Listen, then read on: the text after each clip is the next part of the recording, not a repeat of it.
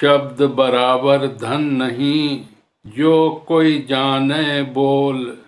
शब्द बराबर धन नहीं, जो कोई जाने बोल। हीरा तो दामों मिले, शब्द ही मोल न तोल।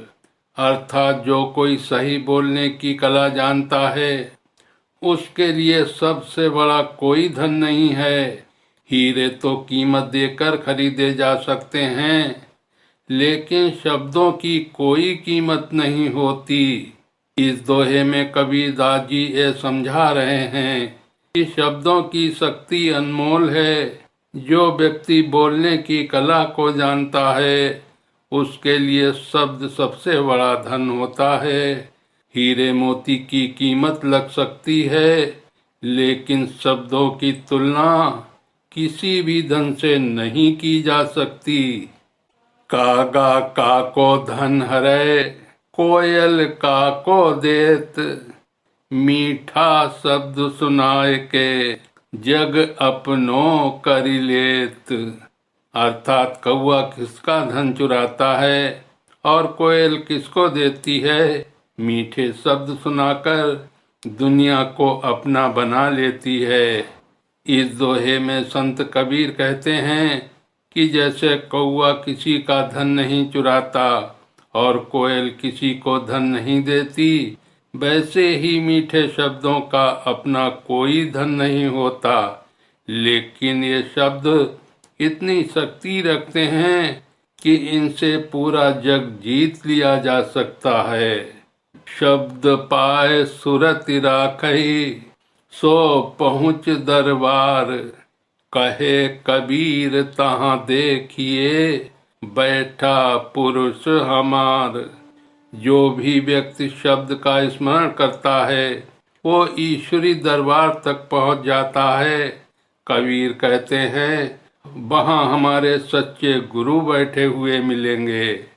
इस दोहे में कबीर इस बात पर जोर देते हैं कि जो भी व्यक्ति ईश्वर के शब्द का नाम का ध्यान रखता है, उसे ईश्वर की कृपा प्राप्त होती है और वो अंत में उस दिव्य दरबार में पहुंचता है जहां भगवान के दर्शन होते हैं। संत संतोषी सर्वदा, संत संतोषी सर्वदा।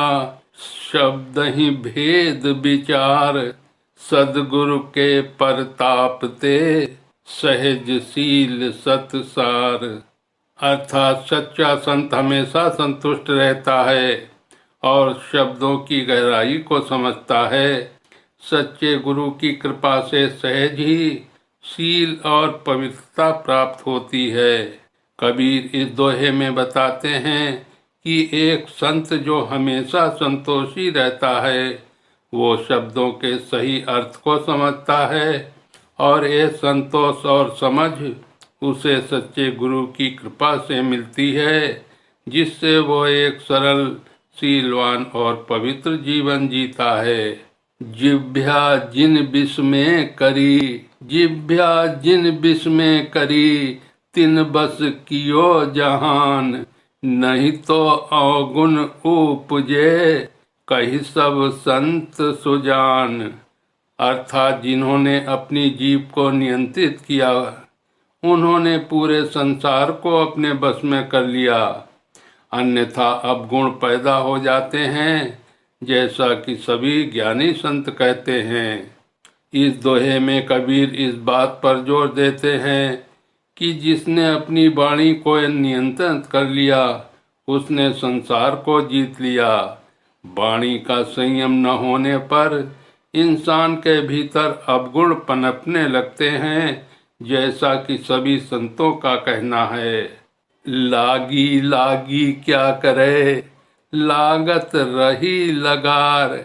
लागी लागी क्या करे, लागत रही लगार। लागी लबही जानिए, निकसी जाए दुसार। अर्थात जब तक लगाव बना रहता है, तब तक इच्छा क्या कर सकती है। सच्ची इच्छा तभी जानी जाती है जब अन्य सभी लगाव समाप्त हो जाते हैं। इस दोहे में कबीरदास ये बताते हैं कि जब तक किसी अन्य वस्तु का व्यक्ति से लगाव बना रहता है, तब तक सच्ची लगन या भक्ति पैदा नहीं हो सकती।